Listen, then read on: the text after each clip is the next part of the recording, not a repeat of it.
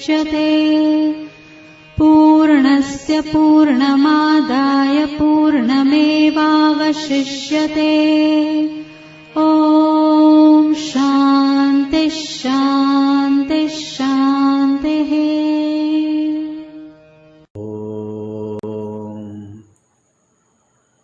विश्वं दर्पणदृश्यमाननगरी तुल्यं निजान्तर्गतम् पश्यन्नात्मनि मायया बहिर्भूतं यथा निद्रया। यः साक्षात् कुरुते प्रबोधसमये स्वात्मानमेवाद्वयम् तस्मै श्रीगुरुमूर्तये नमः। इदं श्रीदक्षिणामूर्तये।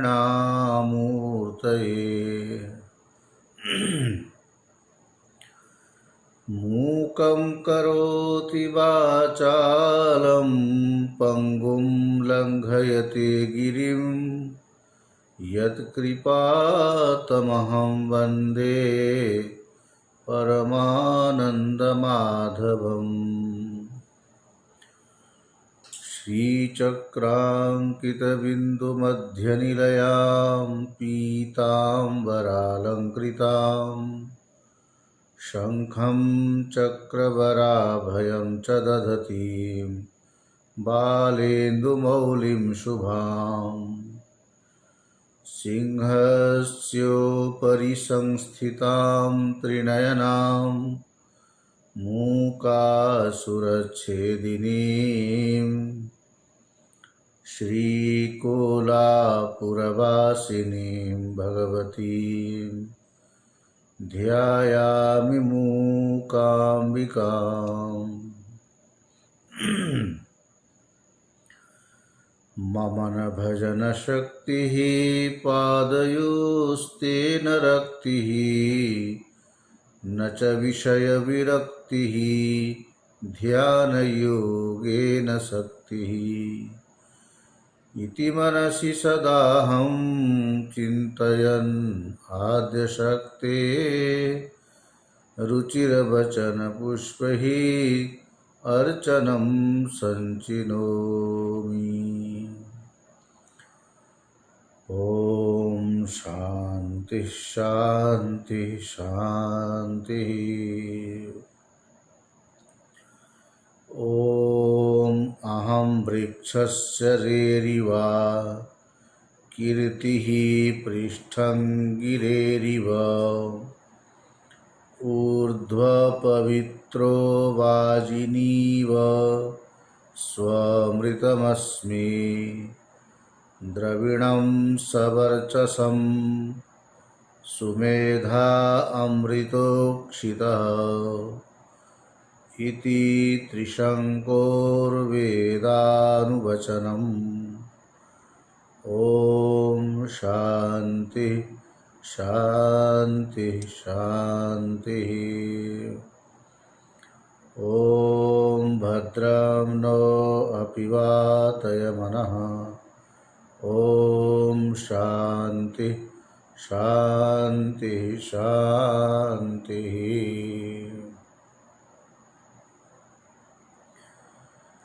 आओ भाई सब मिल बोलो राम राम राम।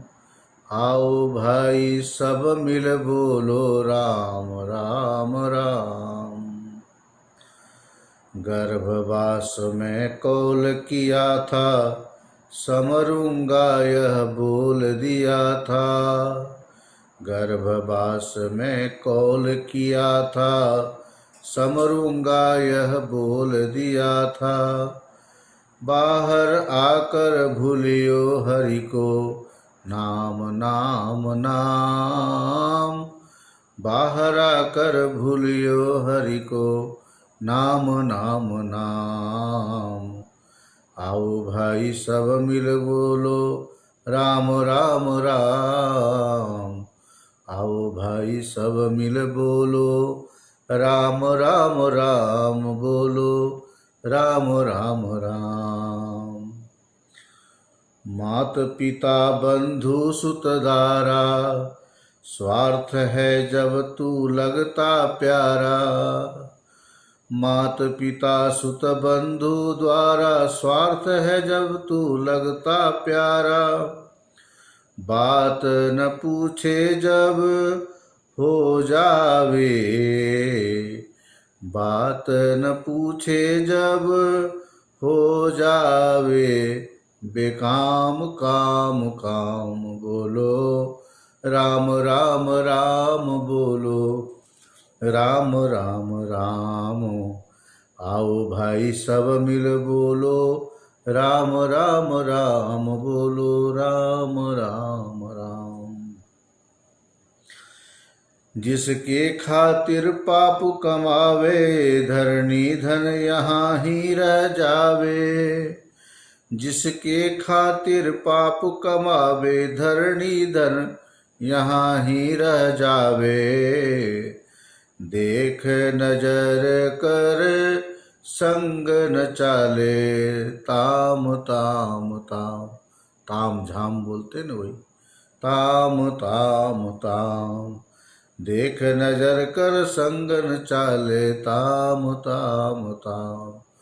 आओ भाई सब मिल बोलो, राम राम राम बोलो, राम राम राम बोलो, राम राम राम बोलो, राम राम राम।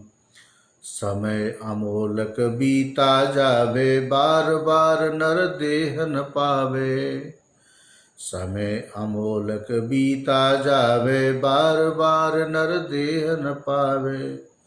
सुफल बना सुमिरण कर, सुफल बना सुमिरण कर। आठो याम याम याम, आठो याम याम याम। आओ भाई सब मिल बोलो, राम राम राम बोलो, राम राम राम।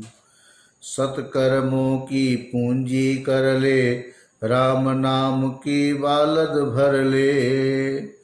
सत्कर्मों की पूंजी कर ले, राम नाम की झोली भर ले। जिह्वा तेरे बस की, जिह्वा तेरे बस की, न लागे दाम दाम दाम, न लागे दाम दाम दाम। आओ भाई सब मिल बोलो, राम राम राम बोलो, राम राम राम बोलो, राम राम राम बोलो, राम राम राम। भक्ति भाव की नाव बना ले, सत्य धर्म के वट बैठा ले। भक्ति भाव की नाव बना ले, सत्य धर्म के वट बैठा ले। देव की नंदन जाना जो निज धाम धाम धाम। देव की नंदन जाना जो निज धाम धाम धाम, निज धाम धाम धाम। आओ भाई सब मिल बोलो, राम राम राम। जय श्री राम राम राम सीता, राम राम राम जय। राधे श्याम श्याम श्याम, राम श्याम श्याम राम। राधे श्याम सीता राम। आओ भाई सब मिल बोलो, श्याम श्याम श्याम बोलो, राम राम राम बोलो, राम राम राम बोलो, राम श्याम राम। प्रेम से बोलिए सियावर रामचंद्र भगवान की जय। राधा कृष्ण चंद्र भगवान की जय। सत्य सनातन धर्म की जय। बाबुलनाथ महादेव की जय। मुंबा देवी की जय। गजबदन विनायक भगवान की जय। ओम नमः पार्वती पते हर हर महादेव।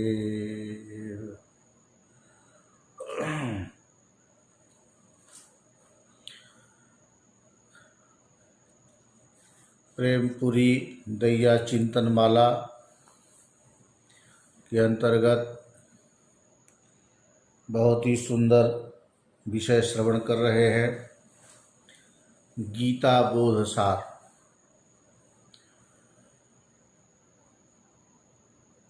आप सभी श्रोतागण विगत दिनों से लगातार इस YouTube पर जब से चिंतन माला प्रसारण का कार्य प्रारंभ हुआ तब से लेकर और आगे भी इसी तरह से आप लोग इस YouTube चैनल पर प्रेमपुरी जी आश्रम में प्रातःकाल के सत्संग और सायंकाल दैया चिंतन माला, ये दोनों कार्यक्रम जो YouTube पर प्रसारित हो रहा है इसका आनंद ले रहे हैं। प्रातःकाल लघु वासुदेव मनन का विचार चलता है और इस सायंकाल के चिंतन माला में गीता के अंदर जो भी भक्ति मार्ग, कर्म मार्ग और ज्ञान मार्ग के माध्यम से अपने स्वरूप के बोध की प्राप्ति हो जाए, इसके लिए जैसा ये नाम रखा गीता बोध सार, जनरल कह सकते हो, कोई ऐसा निश्चित नहीं रखा कि अमुक अध्याय से ही हो, लेकिन आज के युग में जो कर सकते हैं, ज्ञान और भक्ति को लेकर के बड़ी विडंबना है, उन सब का समाधान भगवत गीता में कर दिया है। एक मोटी बात आप लोग ध्यान जरूर रखना, ज्ञान पोषक भक्ति और भक्ति पोषक ज्ञान का होना बहुत जरूरी है। वह ज्ञान यदि भक्ति का समर्थन न करता हो, भक्ति का पोषण न करता हो, तो उसको भक्ति पोषक ज्ञान कैसे कहेंगे। जिस ज्ञान से भक्ति की पुष्टि हो, ऐसे ज्ञान की बड़ी महिमा है। और ऐसी भक्ति जो ज्ञान पोषक हो, संसार में हम सब किसी न किसी चीज़ की भक्ति करते हैं, लेकिन हम ज्ञान नहीं प्राप्त कर पाते। ज्ञान में भी जोड़ देना आत्मज्ञान, और आत्मज्ञान में भी एक बात और जोड़ना, जीवात्मा और परमात्मा की एकता का ज्ञान। यही मोक्ष का स्वरूप है। केवल ब्रह्म ज्ञान अथवा आत्मज्ञान से काम नहीं चलेगा, दोनों जब एक होंगे, इसको बोलते ब्रह्मात्मैकत्व विज्ञान, ब्रह्मात्मैकत्व एक ज्ञान। ब्रह्म और आत्मा की ज्ञान कह लो अथवा ब्रह्म और आत्मा की एकता का विज्ञान कह लो। एकत्व ज्ञान विज्ञान ही मोक्ष का स्वरूप है। व्यापक ब्रह्म जो बाहर है, जिसको हम अहम ब्रह्मास्मि के रूप में हमें जानना चाहिए, लघु वासुदेव मनन में इसके ऊपर खूब विचार मंथन चल रहा है। सामान्यतया व्यापक ब्रह्म परमात्मा संसार में सर्वत्र व्याप्त है, लेकिन वो हमारे लिए परोक्ष है, अपरोक्ष नहीं है। और जो अहम अहम के रूप में स्फुरित हो रहा है, मैं के रूप में, ये अपरोक्ष तो है, मैं का भान अपरोक्ष होने पर भी व्यापक ब्रह्म जो बाहर वाला व्यापक ब्रह्म है, सामान्य ब्रह्म, उसके साथ इसकी एकता का बोध हमें नहीं हो रहा है, बल्कि शरीर से गृहीत होने के कारण, शरीर रूपी उपाधि के कारण वह अपरोक्ष भले ही लगे, लेकिन परिच्छिन्न लगता है, व्यापक नहीं लगता। जो ब्रह्म बाहर वाला व्यापक है, वो हमारे लिए अपरोक्ष नहीं है। शरीर के अंदर जो ब्रह्म है, आत्मा है, अपरोक्ष सा होता हुआ भी व्यापक नहीं लगता। अर्थात बाहर के व्यापक ब्रह्म से हम अपने को अलग जो मान रहे हैं, यही दोनों की एकता का ज्ञान नहीं है। जिस दिन परोक्ष अपरोक्ष व्यापक और अव्यापक भाव आदि समाप्त हो जाए, ये सारे भाव भेद लाने वाले शरीर हैं। इसलिए भक्ति के स्वरूप का वर्णन करते हुए आचार्य शंकर कहते हैं कि मोक्ष के जितने भी साधन सामग्री हैं उसमें सबसे उत्तम साधन है भक्ति। मोक्ष साधन सामग्र्याम भक्ति ही एव गरीयसी। अब वो भक्ति क्या है? तो स्वस्वरूप अनुसंधानम, निज स्वरूप का, हमारा जो अपना वास्तविक स्वरूप है, इसका जो बार बार अनुसंधान है, जो रिसर्च करना चाहिए, इसकी खोज करनी चाहिए। ज्ञात्वा देवम सर्वपाशापहानि, जिसको जान करके समस्त पाश अर्थात बंधनों का छुटकारा हो जाता है, बंधनों से हम छूट जाते हैं, वो हमें ज्ञात होना चाहिए। यदि आत्मज्ञान हुए बिना केवल भक्ति हो, ज्ञान रहित भक्ति की महिमा नहीं मानी जाती। और भक्ति करने वाले तो बहुत सरल उपाय भी बताते हैं। हमारे आचार्य हुए, उन्होंने ऐसा लिखा, संध्या वंदन भद्रमस्तु भवते भो स्नान तुभ्यं नमः भो देवा पितरश्च तर्पण विदो नाहं क्षम्यताम् यत्र क्वापि निषेव्य यादव कुलोत्तंसस्य कंसदृशः स्मारं स्मारं अधम हराणि तदलं मन्ये किमन्येन मे। हमें तो संध्या वंदन भद्रमस्तु भवते भो स्नान तुभ्यं नमः। ब्राह्मण कुल में जन्म हुआ, 8 वर्ष की अवस्था में, 12 वर्ष की अवस्था में, जैसे भी परिवार वाले को अनुकूल हुआ, हमारा यज्ञोपवीत संस्कार हुआ। यज्ञोपवीत संस्कार के बाद त्रिकाल संध्या करें, त्रिकाल संध्या न हो तो द्विकाल संध्या करें, द्विकाल संध्या न हो तो एक काल संध्या करें। अब तो बोलते संध्या ही क्या करनी है। इसलिए ब्राह्मणों में जो तेज होना चाहिए वो नहीं दिखाई देता, क्योंकि हम अपने कर्तव्य कर्म करने में प्रमाद करने लगे।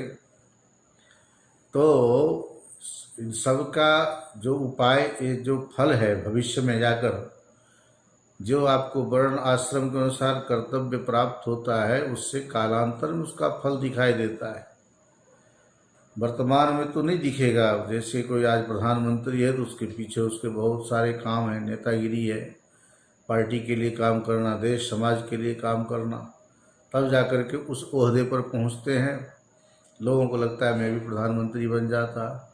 जो प्रधानमंत्री बना है उससे पूछो तुमने इसके पीछे कितना पापड़ बेला है। तो आप जो अपने कर्तव्य कर्म के अनुसार बचपन से ही माता पिता हमें ऐसे मार्ग में लगावें, तो धीरे धीरे आध्यात्मिक जगत में प्रवेश करना और अध्यात्ममय जीवन बनाना, भक्तिमय जीवन बनाना आसान होता है। सहसा यदि कोई दूसरे कार्य को कर रहे हो और अचानक उसको छोड़कर नया कार्य प्रारंभ करना पड़े तो थोड़ा समय लगता है और घबराहट भी होती है। इसलिए शुरू से ही हमें ऐसा संस्कार मिले, और ये होता है भगवत कृपा से संभव। इसलिए संध्या वंदन भद्रमस्तु भवते, संध्या वंदन करना, सबको बोलते तुम बहुत अच्छे हो, अपने जगह अच्छे बने रहो, हमसे ये सब नहीं होने वाला। हाँ, संध्या वंदन का काम बड़ा झंझट वाला है। भो स्नान तुभ्यं नमः, ये रोज नहाने का भी टंटा। बोले हे स्नान देवता, हम आपको भी नमस्कार करते हैं। गर्मियों में तो पसीना आता है, बेचैनी होती है, पानी अच्छा भी लगता है, तो नहाने में उतना कष्ट नहीं होता। आप मुंबई वाले को उतना अनुभव नहीं होगा जितना उत्तर भारत में रहने वाले दिल्ली हरिद्वार में सर्दियों में रजाई के अंदर डूबके हुए हों, सवेरे सवेरे उठना पड़े, रजाई के अंदर कहीं से भी ठंडी हवा घुसती है, नींद खुल जाती है। सवेरे उठ करके नहा धोकर अपना नित्य नियम करना, बहुत कठिन काम है। बोले ये सब झंझट छोड़ो, रजाई के अंदर ओढ़े ओढ़े रजाई ओढ़े ओढ़े सर्दियों में कौन ठंडी से मुकाबला करे, लेटे लेटे ही भगवान का नाम ले लिया जाए तो क्या बुराई है। इसलिए बोलते हैं स्नान देवता तुम्हें भी नमस्कार है। कौन नहा करके पचड़े में पड़े। तभी तो नारद जी ने कहा ना, गंगा जी में सभी देवता लोग स्नान कर रहे थे और नारद जी बाहर बाहर गप्पे मार रहे होंगे। गंगा जी ने कहा सभी देवगण हम में स्नान कर रहे हैं, लेकिन तुम जो है बाहर खड़े होकर के तमाशा देख रहे, ऐसा क्यों। तब नारद जी बोलते हैं गंगे तव दर्शनात् मुक्ति ही निमज्जे किम भविष्यति निमज्जस्य किम फलम। बोले हे माँ, आपके दर्शन से ही मुक्ति मिल जाती है, फिर नहा करके मुक्ति से बढ़कर के कोई दूसरा फल क्या हो सकता है जिसको पाने के लिए नहाने जैसा कष्ट करना पड़े। नारद जी को भी ठंडी लगे तो ऐसा कहा, हम नारद तो नहीं हो सकते, नारद जी जैसे हमारी उत्कृष्ट भक्ति भी नहीं हो सकती, फिर भी नारद जी ने ऐसा कहा, शायद ठंडे पानी के कारण कहा हो। तो कहने का मतलब है ये जो भक्ति है, स्नान आदि करना एक शौच के अंतर्गत आता, शुचिता पवित्रता के लिए। रात्रि भर सोते हैं, हर अंग में विकार उत्पन्न होता है, आँख में, नाक में, मुंह में, कान में, पूरे शरीर में। इसलिए वस्त्र आदि को भी धोते हैं, नहाते हैं, फिर धुले हुए वस्त्र को पहनते हैं और उसको पहनने के बाद फिर अपना नित्य नियम माला जपना, पुस्तक पढ़ना, भगवान की पूजा करना और फिर जाकर के जो भी जलपान आदि है वो करते हैं।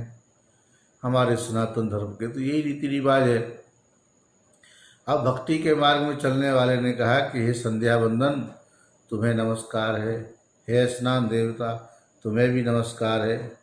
ये देवगण पितृगण जिन देवताओं की पूजा करने का बखेड़ा, पितरों को तर्पण देने का बखेड़ा करना पड़ता है, इन सबको भी ना हम क्षमा, मेरे अंदर इतनी सामर्थ्य नहीं कि मैं ये सब करूं, इसलिए क्षम्यताम, आप हमें क्षमा कर दीजिए।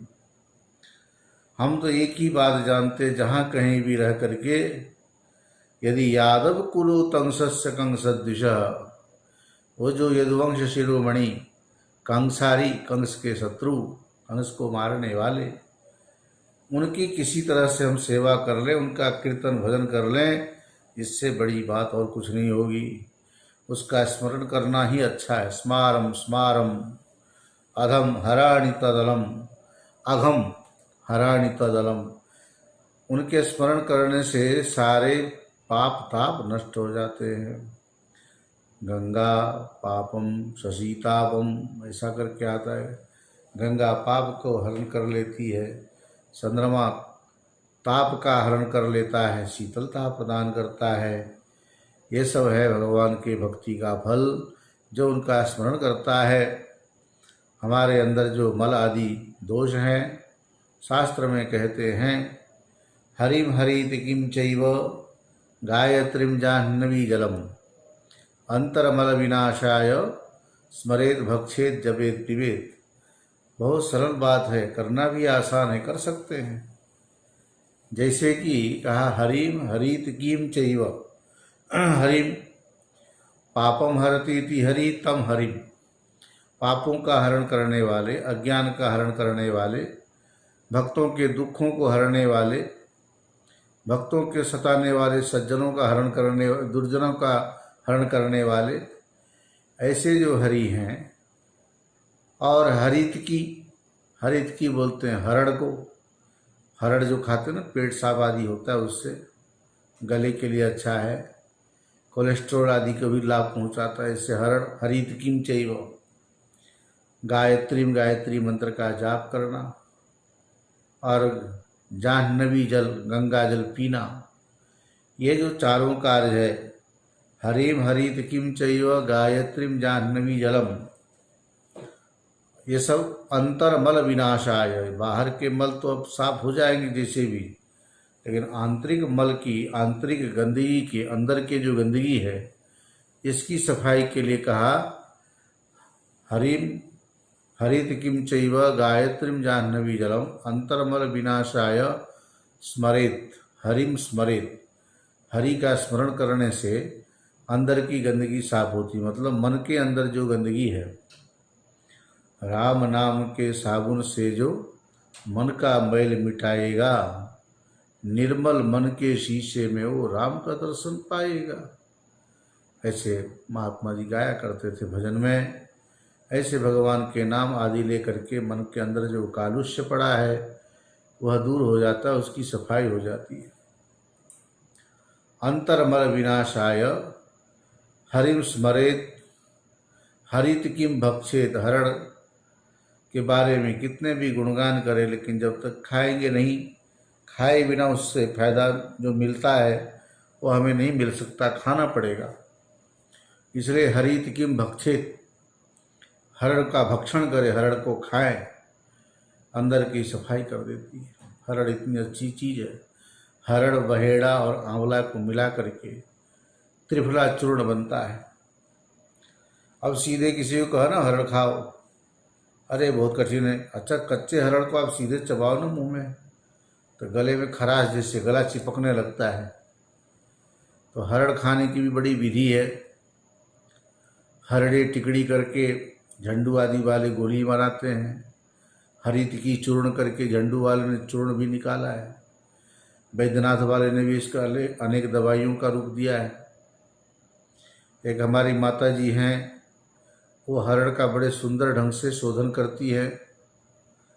उसको गोमूत्र में पहले हरड़ को बढ़िया से साफ करना, फिर गोमूत्र में उसको भिगाना, फुलाना, फिर उसको सुखाना, सुखाने के बाद प्योर गाय के घी में उसको थोड़ा सेकना, उसके बाद उसको जो है ना काला नमक, अजवाइन, नींबू सब निचोड़ करके इतना स्वादिष्ट बनाते, उसको आप मुंह में डालो धीरे धीरे घुल जाते। ऐसे उस हरड़ का शोधन करते हैं और वो हरड़ इतना फायदा करती है, स्वास्थ्य के लिए इतनी अच्छी चीज़ है। इसलिए कहा हरित किम भक्षित। हरड़ माँ के समान है, जिससे माँ कभी अपने संतान का अहित नहीं करती, हरड़ कभी किसी का अहित नहीं कर सकती। हरड़ की विशेषता है। इसलिए हरित की बड़ी अच्छी चीज़ है, इसको खाना चाहिए। खाने से आंतरिक मल की सफाई होगी। अंदर गंदगी क्या क्या है, वात, पित्त, कफ आदि के जो विकार बनते रहते हैं, उसको ये कंट्रोल करने की वाली चीज़ है। कोलेस्ट्रॉल आदि जो विकार बनते हैं उन सब के लिए बढ़िया है। खून की सफाई हो जाती है और पेट में जो भी मल विकार जमे रहते हैं उसको भी धीरे धीरे ये साफ कर देती है। बहुत अच्छी चीज़ है। हरित किम भक्षेत गायत्रीम जपेत गायन्तः एव त्रायन्ते इति गायत्री। गायत्री मंत्र को बोलते हुए जो जपते हैं उसी समय उनका त्राण हो जाता है, कल्याण हो जाता है। माँ गायत्री उनकी रक्षा करती हैं। इसलिए गाते हुए ही जैसे उच्चारण किया और आपकी रक्षा हुई, इसलिए गायत्री मंत्र बड़ा पावरफुल माना जाता है। ऐसे मंत्र का जाप करना चाहिए आंतरिक मल की सफाई के लिए, अंदर की गंदगी दूर करने के लिए। अंतरमल विनाशाय स्मरेत भक्षेत जपेत और जाह्नवी जलम पिबेत। गंगा जल नहाने के लिए प्रयोग करते ही है। गंगा जल को पीना चाहिए, पीने से अंदर की गंदगी साफ होती है।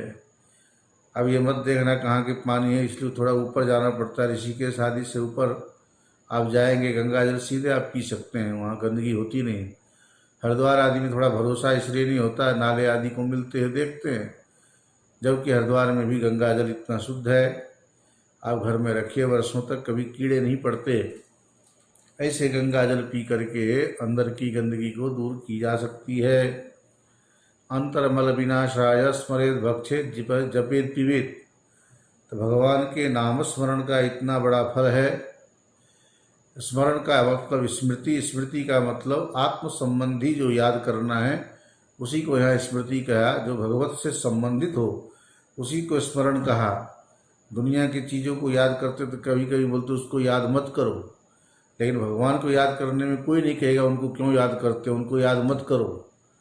आप जितने महापुरुषों से सुनेंगे कथा प्रवचन में, आप जितने भी सत्संगी हैं, आपके द्वारा लोगों को यही प्रेरणा मिलेगी, भाई जीवन में कुछ भी नहीं, बस भगवान का स्मरण करो, उन्हीं का कीर्तन भजन करो। इसका मतलब है, स्मरण का मतलब सीधा अर्थ होता है भगवत संबंधी याद, भगवत संबंधी स्मृति ही स्मृति लेनी चाहिए। मत्त स्मृति ज्ञानम अपोहनम च, क्योंकि आहार शुद्धो सत्य शुद्धि और सत्य शुद्धो ध्रुवा स्मृति। वो जो स्मृति होती है वो ध्रुव हो जाती है, अटल हो जाती है यदि अंतःकरण शुद्ध होगा। और अंतःकरण की शुद्धि के लिए आहार शुद्धि का नियम बनाया। आहार शुद्धि आदि में बहुत सारे गीता के 17वें अध्याय में आपको मिल जाएगा। शुद्ध आहार क्या होना चाहिए, गुणों के आधार पर सात्विक आहार, राजस आहार और तामस 3 प्रकार के आहारों का वर्णन किया है। आहार का मतलब होता है इंद्रियों के द्वारा जिसका हरण करके और मन तक पहुंचाया जाए। केवल मुंह से खाने का नाम आहार नहीं, प्रत्येक इंद्रियों के द्वारा विषयों का जो सेवन है ये सब के सब आहार है। इसलिए प्रत्याहार के द्वारा इसको बाहर के विषयों से हटकर अपने अंदर ही उस वृत्ति को बनाना है, जिसका नाम यम नियम आसन प्राणायाम प्रत्याहार ये सब नाम दिया।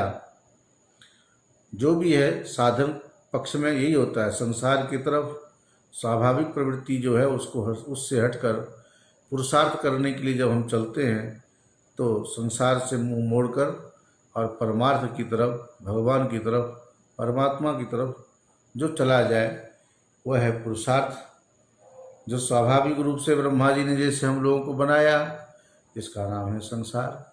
संसार है स्वाभाविक रूप से संसार की तरफ जाना, और परमार्थ पुरुषार्थ जो है इससे उल्टा मुड़ करके ऊपर की ओर चलना। ये दोनों में फर्क है। इसलिए शास्त्र में जैसा ज्ञान पोषक भक्ति और भक्ति पोषक ज्ञान की बड़ी आवश्यकता है। तमेव विदित्वा अतिमृत्युमेति नान्यः पंथा विद्यते येनाय, तम एव विदित्वा उसी को जान करके अति मृत्यु का अतिक्रमण कर जाता है, न अन्य पंथा, इससे अतिरिक्त कोई दूसरा मार्ग नहीं है। पर भगवान की भक्ति किए बिना, भगवान के स्वरूप को जाने बिना दुखों का अंत नहीं हो सकता, जिसके लिए श्रुति ने प्रमाण दिया, यदा चर्मवद आकाशम वेष्ट ईष्यन्ति मानवाः तदा देवम अविज्ञाय दुःखस्य अंतो भविष्यति। यदा चर्मवद आकाशम, जैसे आकाश को यदा जब चर्मवत चमड़े की तरह लिपेट के ओढ़ सकते हैं, कोई आकाश को चाहे कपड़े की जगह अथवा चमड़े की तरह लिपेट लें, अपने शरीर को ढक लें। चर्मवद आकाशम वेष्ट ईष्यन्ति मानवा, जिस दिन आकाश को कोई कपड़े की तरह ओढ़ने लग जाए उस दिन हम समझ लेंगे कि परमात्मा को जाने बिना ही दुखों का अंत हो जाता है। अर्थात दुखों का अंत करना है तो परमात्मा का ज्ञान होना जरूरी है। इससे भी परिष्कृत अर्थ ही किया जा सकता है कि परमात्मा को जाने बिना दुखों का अंत नहीं हो सकता। जैसे किसी भी काल में आकाश को चमड़े की तरह या कपड़े की तरह लिपटा नहीं जा सकता, उसको ओढ़ा नहीं जा सकता, ठीक उसी प्रकार से परमात्मा को जाने बिना दुखों का भी अंत नहीं किया जा सकता है। ये इसका मतलब होता है। अतः भगवान के संबंध में उनकी चर्चा करके, कीर्तन भजन आदि करके ज्ञानपूर्वक भक्ति अथवा भक्ति पूर्वक ज्ञान ही दुखों के अंत करने में समर्थ हैं। इसके अतिरिक्त कोई दूसरा उपाय नहीं है। यदा चर्मवद आकाशम वेष्ट ईष्यन्ति मानवाः तदा देवम अविज्ञाय दुःखस्यान्तो भविष्यति। अनेक उदाहरण मिलता है। ऋते ज्ञानात् न मुक्ति, ज्ञान के बिना मुक्ति नहीं होती। ज्ञानाद् एव तु कैवल्यम, ज्ञान से ही मुक्ति की प्राप्ति होती है। लेकिन इसमें ये भी जोड़ना है, अन्यथा ज्ञान होने के बाद यदि आपके व्यवहार में नीरसता है, शुष्कपना है, सूखापन है, तो लोगों के अंदर में उद्वेग हो सकता है। मन में ये भाव आ सकता है कि ज्ञान होने के बाद क्या लोगों के अंदर खड़ूसपना आ जाता है, जबकि ऐसा होना नहीं चाहिए।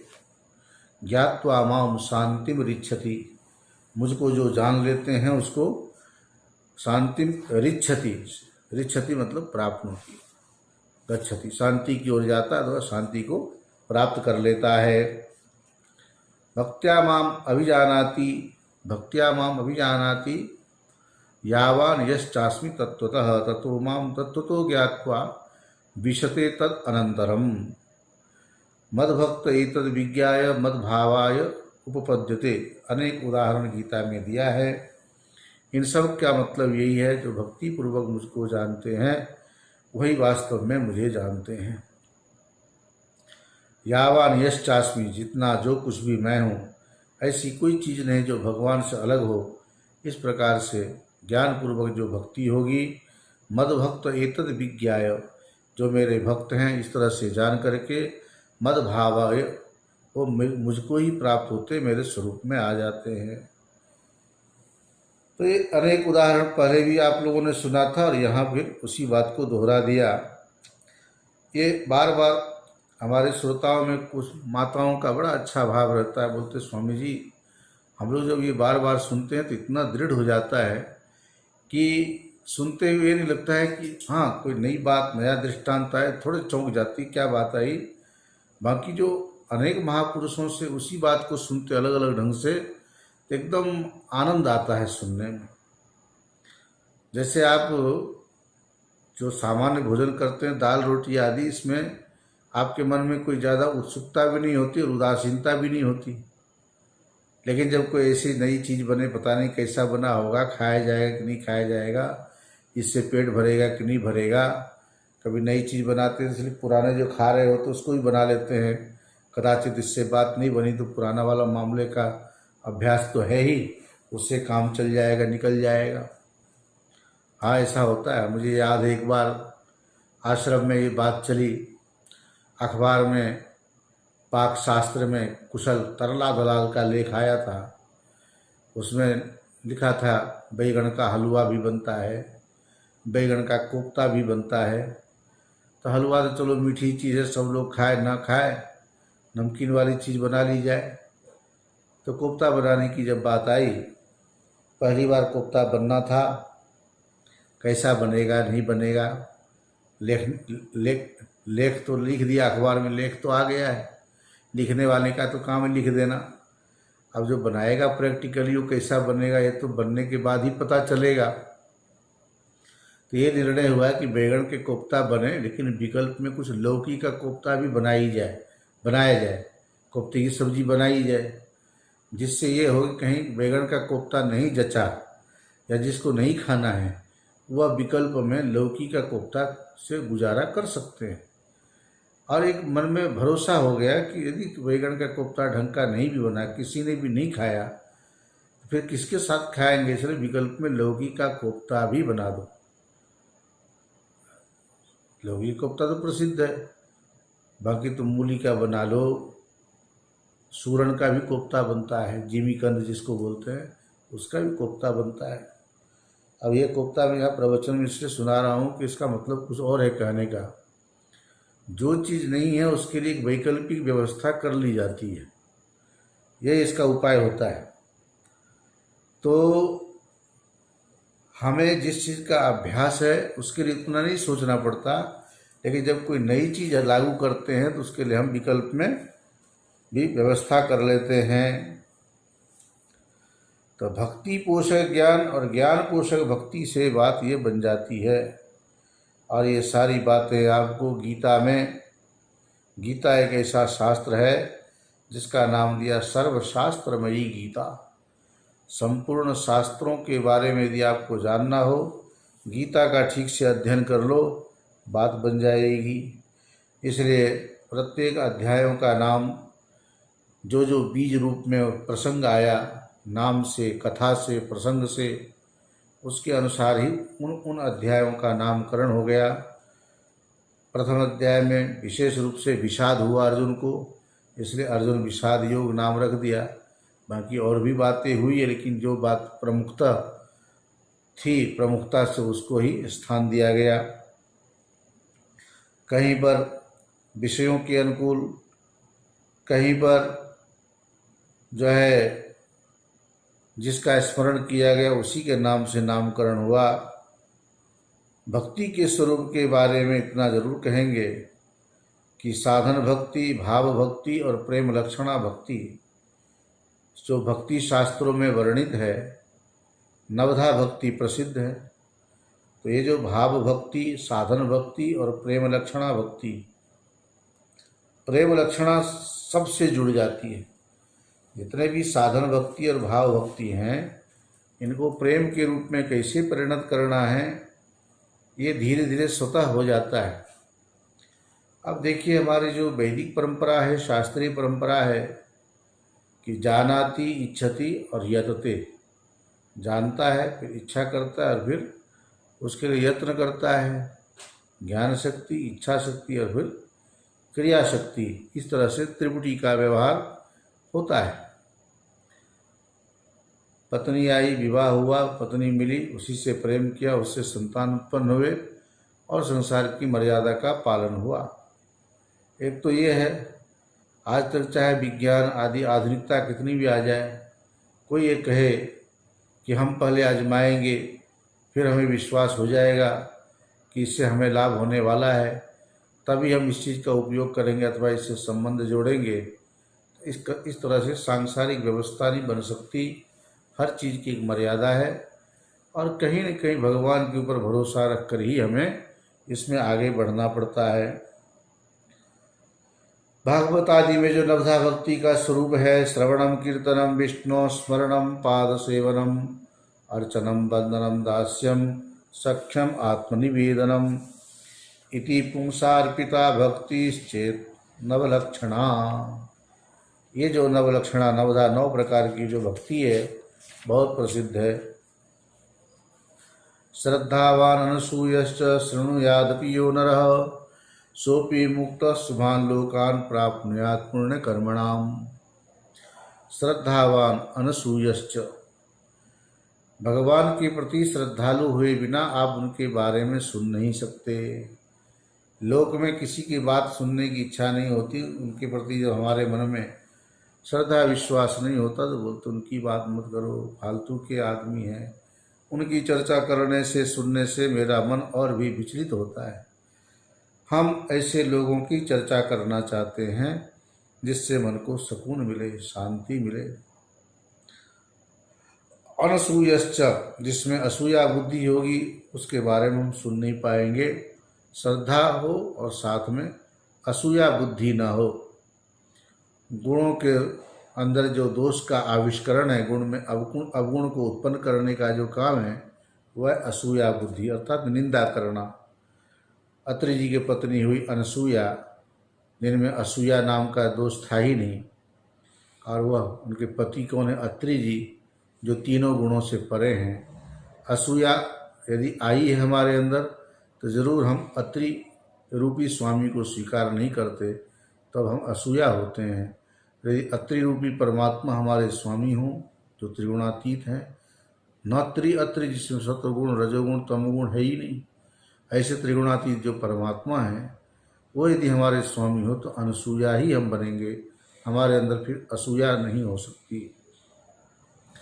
ऐसे जो लोग सुनते हैं, सुन करके भी, ये श्रवण भक्ति जो है ना, श्रवणम कीर्तनम विष्णु, श्रद्धावान हुए, असूया बुद्धि नहीं है, ऐसे सुन करके भी इस संसार सागर से मुक्त हो जाते हैं अथवा उनकी सद्गति होती है, अच्छे लोगों को प्राप्त करते हैं। भगवान के नाम, गुण, क्रिया, उपदेश आदि, भगवान के नाम को सुन करके, उनके रूप के दर्शन करके, उनके गुण कैसे हैं, उनके द्वारा क्रिया लीला आदि कैसी होती है, भगवान उपदेश कैसे देते हैं, इन सब को सततम कीर्तयन्तो माम के द्वारा साबित करे। सततम कीर्तयन्त, नित्य निरंतर जो मेरे कीर्तन करते हुए जीवन यापन करते हैं, स्मरण करते हैं, श्रवणम कीर्तनम, यही कीर्तन है। हाँ, तो श्रवण यदि ठीक से होगा तो सुना हुआ जो है हमारे अंदर संस्कार पड़ा, उसी के अनुसार कीर्तन होगा। कभी आप भगवान के भजन गाते, एक लाइन बोलते बोलते गाओ ना, याद नहीं है, इसका मतलब है अभी पूरी तरह से उस भजन को हमने अपने दिमाग में नहीं बैठाया। सुना था, कहीं भजन अच्छा लगा, एक पंक्ति याद आ गई तो आप गाने लग जाते हो। पायो जी मैंने राम रतन धन पायो, पायो जी मैंने। अब इसको अभी कुछ दिन पहले हमारे पंडित जसराज जी स्वर्गीय हो गए, बड़े सुंदर गाया इन्होंने। भीमसेन जोशी जी गाते थे बड़े अच्छे इसको, और अभी भी जिनके जैसा स्वर है, जैसा भाव है, उसके अनुसार पायो जी मैंने राम रतन धन पायो, पायो जी मैंने राम रतन धन पायो। सत की नाऊ खेवटिया सतगुरु, सत की नाऊ खेवटिया सतगुरु। अब इससे चाको खर्च न खोटे चोर न लूटे, दिन दिन बढ़त सवायो। ऐसा भाव मीरा के प्रभु गिरधर नागर, ऐसे मीरा जी ने जिस भाव को पद को गाया और उसी को अनेक स्वर सम्राटों के द्वारा अथवा जो भी भगवान के भक्त हुए टूटे फूटे स्वर में, टूटी फूटी आवाज़ में जो भगवान के प्रति भाव विभोर होकर के गाते हैं, ये भक्ति की पराकाष्ठा है, ये प्रेम लक्षणा भक्ति है, ऐसा स्वरूप इसका होता है। ऐसे कीर्तन करते स्मरण करते हुए दिन रात सतत निरंतर जो लगे हैं, अनन्य चेता सततम यो माम स्मरति नित्यशः, भगवान के प्रति अनन्य भाव हो जाए। एक उदाहरण सुनाते हैं आप लोगों को, सुने हुए भी होंगे आप। जैसे ऐसा चित्त उसमें रम जाता है भगवान के प्रति, तो उसका स्वरूप कैसा होता है इसके बारे में प्रसंग आता है। और ये भगवान ही हमारे अंदर भक्ति के रूप में प्रकट हो जाते हैं, हमें पता नहीं चलता। जंगल में राजा जब शिकार खेलने जाते हैं, लेकिन अपने नियम को नहीं छोड़ते। राजा है, शिकार करने का शौक है, जानवरों को मारना है और जंगल में घूमना है। अब जंगल में तो कभी राजा आए नहीं, पहली बार आए, तो इसलिए जैसे आजकल हम लोग भी कहीं जाते तो गाइड रखते ना, गाइड, तो गाइड के वहाँ उसके बारे में पूरी जानकारी होती है, इसलिए हमें बताता है सब कुछ। उन्होंने भी गाइड के रूप में सोचा है कि यहाँ के कोई लोकल आदमी हो उसको ले लिया जाए।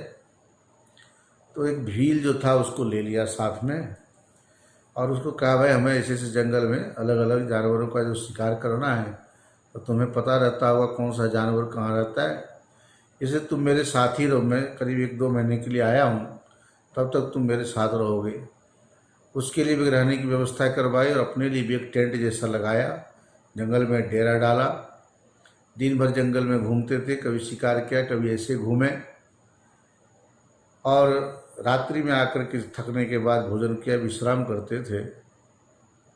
तो वो जो भील था राजा के टेंट के जो कोने में छेद जैसा होता, वहाँ से देखता था।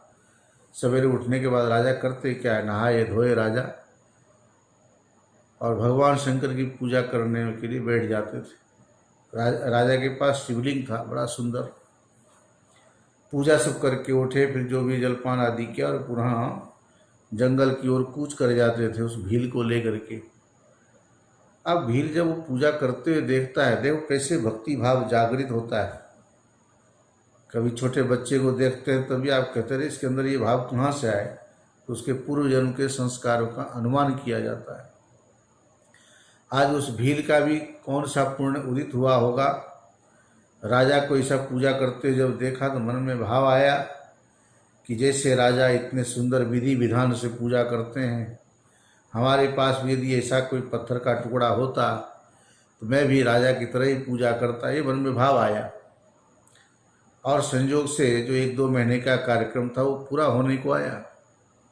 राजा बड़ा खुश था उस भील से। भील ने बड़ी सहायता की, जिस तरह से एक सेवक का अपना कर्तव्य होता है उसने पूरा निभाया। राजा प्रसन्न हुए, कहा भील तुमसे हम बड़े खुश हैं, तुमने मेरी बड़े मनोयोग पूर्वक तन मन से सेवा की है, इसलिए मैं चाहता हूँ कि मैं भी तुम्हें कुछ पुरस्कार दे करके जाऊँ। अब मैं अपने आप दूंगा, मुझे क्या पता तुम्हें ये चीज़ चाहिए नहीं चाहिए, इसलिए तुम अपनी मर्जी से कहो जो तुम्हें चाहिए, मैं वही देने के लिए तैयार हूँ। भील को लगा बड़ी उदारता से देने को तैयार तो हो रहे, क्या पता बाद में मुकर न जाएं। कहा ठीक है महाराज, आप कह रहे हैं मुकरोगे तो नहीं, मना तो नहीं करोगे? बोले नहीं। यदि आप देना ही चाहते हो तो आप जो सवेरे पूजा करते हो ना, जो आपके पास पत्थर का टुकड़ा है, वो तो शिवलिंग था स्फटिक का, वो मुझे दे दो। राजा को बड़ा आश्चर्य हुआ। राजा को तो ये था कि मैं राजा हूँ, पूजा करता हूँ, मेरे पास सामर्थ्य है, सब सामग्री ये कर लेता हूँ, ये भील होकर के कैसे पूजा करेगा। आग्रह था, हठपूर्वक मांगा, और पहले शर्त से बांध लिया था कि मांगूंगा, आप मना तो नहीं करोगे। राजा के पास और भी दूसरा शिवलिंग था। देते हुए उस भील से कहा कि इसके ऐसी ऐसी पूजा करना, सब क्रम बता दिया। राजा ने कहा, मन में सोचा भील है, इतनी सामग्री कहाँ से लाएगा। तो उन्होंने कहा सामान्यतया जल चढ़ा देना, कोई फूल मिल जाए फूल चढ़ा देना, धूप दीप नैवेद्य में कुछ मिठा दियो तो कर देना, बाकी भस्मी एक चढ़ाने का रोज का नियम बना लेना। भस्मी चढ़ने में कोई कोताही मत बरतना, नियम मत तोड़ना। उसने कहा ठीक है। अब रोज पूजा करता रहा। भगवान अपने भक्तों की भक्ति की पराकाष्ठा की परीक्षा लेते हैं कि कहाँ तक इसकी भक्ति किस सीमा तक पहुँची है। 12 वर्ष हो गए उस भील को राजा के द्वारा प्रदत्त शिवलिंग की पूजा करते हुए। अब भगवान शंकर उस भील की परीक्षा लेने हेतु एक ऐसा बानक बनाते हैं, वातावरण बना देते हैं। कई दिनों से बारिश हो रही है, कहीं पर कोई लकड़ी आदि है नहीं, सूखी सब गीली गीली लकड़ियां हैं। घर में जब भस्म थी, अभी लॉकडाउन में कोरोना काल में आप सबको अनुभव हो गया। कई लोगों को पूछा कैसा चल रहा है, बोले महाराज सील कर दिया इलाके को, बाजार में कुछ मिलता नहीं, घर में जो दाल आदि उसी से गुजारा करता हूँ। 2-2 3-3 सब्जियां खाने की जिनकी आदत थी वो भी दाल रोटी खा के गुजारा किए। परिस्थिति आदि तो सब करना पड़ता है। तो अब ऐसी परिस्थिति आ गई लॉकडाउन की तरह, क्या करे बेचारा, बाहर से सामग्री ला नहीं सकता, घर की सामग्री खत्म होने लगी। अब भस्मी जब तक थी चलती रही, भस्मी भी खत्म हो गई और चीज़ों को छोड़ दिया था चढ़ाना। भस्मी का तो रोज का नियम था। पूजा करके बड़ा उदास करके भगो के बैठा था। भस्मी चढ़ाने की बारी आई, कहने लगा अब तो मेरा इस जीवन को धिक्कार है, मेरा जीवन बेकार है। पत्नी बोली आप क्यों दुखी हो रहे हो, क्या हुआ? तो उसने ऐसे से बताया कि राजा ने बड़े प्रेम से शिवलिंग दिया था और उन्होंने कहा था कि इसे भस्मी चढ़ाना। आज देखो भस्मी मेरे लिए जो है ना नसीब नहीं है, मेरे भाग्य में नहीं है शिव जी को भस्मी भी चढ़ा सकूं। बोले ये कौन सी बड़ी बात है, भस्मी अभी तैयार होती है, मैं बैठ जाती हूँ, मुझे आग लगा दो, मैं जल जाऊंगी। मेरे शरीर के जो भस्म है, एक न एक दिन शरीर को तो भस्मांतम शरीरम, भस्म ही होना है। आज शिव जी की सेवा में शरीर काम में आए, इससे बड़ी बात और क्या होगी। वो बैठ गई और बड़ी भावना की, पुष्पाणि सन्तु तव देव ममेन्द्रियाणि, धूपो गरुर्वपुरिदं हृदयं प्रदीपः, प्राणाः विंशिकरणानि तवाक्षताश्च, पूजा फलं रजतु साम्प्रतमेश जीवः। पुष्पाणि सन्तु तव देव ममेन्द्रियाणि। ये जो प्रत्याहार के काम करते हैं, आहार, आँख से रूप का आहरण, कान से शब्दों का आहरण, तो ऐसे अलग अलग फूल तोड़ के हम भगवान को जैसे चढ़ा रहे हों, उसने भावना की कि हमारे जितनी भी इंद्रियां हैं वो सब आपके ऊपर फूल के रूप में चढ़े। धूपो गरुहु, धूप और अगरू अगरबत्ती जिसके बनते हैं, या धूप जो गोल लगा के सीधे धुआं होता है जिसमें, ये शरीर धूप की तरह जले। धीरे धीरे आपको धूप चढ़ा रही हूँ। दीपक के रूप में जो ये हृदय प्रदीप है, यही मैं आपको अर्पित कर रही हूँ और प्राण की आहुति दे रही हूँ। कर्णानी, मन बुद्धि चित्त अहंकार रूपी अक्षत हम आपको चढ़ा रहे हैं। इसलिए ये जो पूजन करने का तरीका है, पूजा का जो भी फल है, इस जीव को प्राप्त हो। पूजा फलम ब्रजतु सांप्रतम, इस समय इस काल में तुरंत ही उस जीव को मिले, अर्थात मेरा ये शरीर आपकी सेवा में पूर्ण रूप से समर्पित है। इस भावना से शरीर को जला करके भस्म कर दिया। उस भील ने अपनी पत्नी के जले हुए शरीर की भस्म लेकर शिव जी के ऊपर चढ़ाया। रोज की तरह जैसे पत्नी को आवाज़ देता था भोग की थाली लाने के लिए, भूल गया कि मुझको मैंने अभी जलाया था। आज आदत होने के कारण सीधे बुला लिया, अरे भोग की थाली ले आओ। उतने में 56 भोग की थाली लेके श्रृंगार से सजी हुई सामने खड़ी हो, बोले अरे। तब उसको याद आया कि इसको तो मैंने अभी अभी जला दिया था, अभी कैसे जिंदा हो गई। तब उसने पूछा तो पत्नी बोली कि जिस समय बैठ गई थी समाधि में चली गई, उसके बाद क्या हुआ मुझे कुछ नहीं पता। अभी आपने जब आवाज़ दी भोग की थाली ले आओ तो ये मैं आपके सामने खड़ी हूँ। इतने में भगवान शंकर प्रकट हो गए। बोले शंकर भगवान की जय। शिव जी बड़े आशुतोष हैं, औढ़रदानी हैं, बहुत जल्दी प्रसन्न होते हैं। भगवान अपने भक्तों की भक्ति से बोलते अरे भील, तुमने वो काम किया जो कोई नहीं कर सकता, और तेरी पत्नी तो तुमसे भी 2 कदम और आगे निकली, जिसने अपने शरीर को भी कुछ नहीं समझा। हम लोग भक्ति करते हैं लेकिन शरीर आदि का भी ख्याल रखना पड़ता है। शरीर को नुकसान पहुंचाना पड़े या नुकसान हो भगवान के कारण तो भी हम नहीं छोड़ेंगे। इसने इतनी बड़ी हिम्मत की, तुम जो है थोड़े दिन और भी प्रारब्ध भोग को भोग कर अंतिम में तुम मेरे पास चले आओगे, और तुम्हारी कोई इच्छा है तो बोलो। तब उस भील ने कहा कि भगवान मेरी इच्छा है इसी क्षेत्र में रहकर आप समस्त प्राणियों का कल्याण करते रहें, जो भी प्राणी यहाँ आए आपका दर्शन करे तो दर्शन करने से आपके चरणों में प्रीति हो, भक्ति हो, ऐसी उनकी निष्ठा हो, यही वरदान दीजिए। भगवान बोले ठीक है, मैं तुम्हारे नाम से यहाँ विराजमान हो जाता हूँ। ऐसे अर्बुदाचल में विराजमान भगवान अचल हो गए। इसलिए अचलगढ़ अचलेश्वर महादेव की जो ये कथा है, उस भील के कारण ही ऐसा वो स्थान बना, और आज भी शिव जी वहाँ रहकर समस्त जीवों की अपनी कृपा दृष्टि से कृपा की वर्षा कर रहे हैं, सबका कल्याण कर रहे हैं। भक्त लोग जो होते हैं, ज्ञानी जो भी होते हैं, इनकी विशेषता यही है। मैंने कई बार इस बात पर जोर दिया।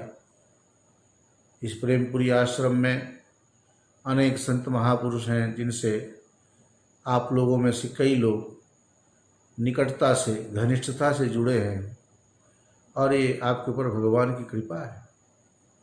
एक स्वामी जी बता रहे थे, एक बार उनके साथ कोई सज्जन भी थे, और वो स्वामी जी किसी दूसरे स्वामी जी से मिलने गए। महात्माओं का जैसा मिलना जुलना होता है, नमो नारायण, आइए बैठिए, कैसे हैं, क्या है, सारी बातें हुई। तो जो उनके साथ सज्जन गए थे उनके लिए स्वामी जी ने कुछ पूछा नहीं कि ये कौन है आपके साथ जो आए हैं, बल्कि उन्होंने स्वामी जी ने स्वयं कहा कि आपने हमसे तो सब कुछ पूछ लिया, लेकिन ये मेरे साथ जो सज्जन आए हैं इनका परिचय आपने नहीं पूछा, इनके बारे में कुछ नहीं पूछा। तो स्वामी जी ने बड़ा सुंदर उत्तर दिया, कहा कि आपके साथ आए हैं तो अच्छे ही होंगे, खराब आदमी तो आपके साथ आ नहीं सकते, इसलिए हमको अलग से परिचय लेने की ज़रूरत नहीं है।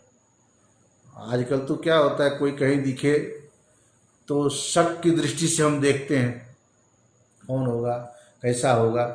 हम ऐसा नहीं बोलते कि आप परिचय लेने के लिए पूछते हो, शक करते हो, ये हमारा कहने का मतलब नहीं है। फिर भी यदि उनके साथ आया है कोई तीसरा व्यक्ति है, नहीं 2 ही आए हैं, तो ज़रूर इनके विशेष प्रेम होगा इनके प्रति, या स्वामी जी के लिए अच्छे होंगे या स्वामी जी इनके लिए अच्छे होंगे, तभी तो आपस में तालमेल है, तभी साथ में लेके आए। नहीं तो होता क्या है, कहीं जाते मैं उसके साथ नहीं जाऊंगा, उसको साथ लेके नहीं जाऊंगा, ना उसके साथ जाऊंगा। लेकिन जिसके साथ मन मिलता है उसी के साथ घनिष्ठता होती है, निकटता होती है। तो प्रेमपुरी में आप जितने भी सत्संगी हैं, कोई न कोई महापुरुष आपके लिए गुरु हैं, गुरुतुल्य हैं, गुरु के समान हैं। आपके मन में उनके प्रति आदर भाव है, आपके अपने पूर्वजों से, परिवार से, माता पिता से संस्कार मिला है। आप मंत्र लेंगे तभी आप गुरु शिष्य बनेंगे, ऐसा भी नहीं है। एक आंतरिक जो श्रद्धा होती है, जो भाव होता है ना, उसका कोई वर्णन नहीं है, उसका कोई क्या कहें, वाणी का रूप नहीं दे सकते।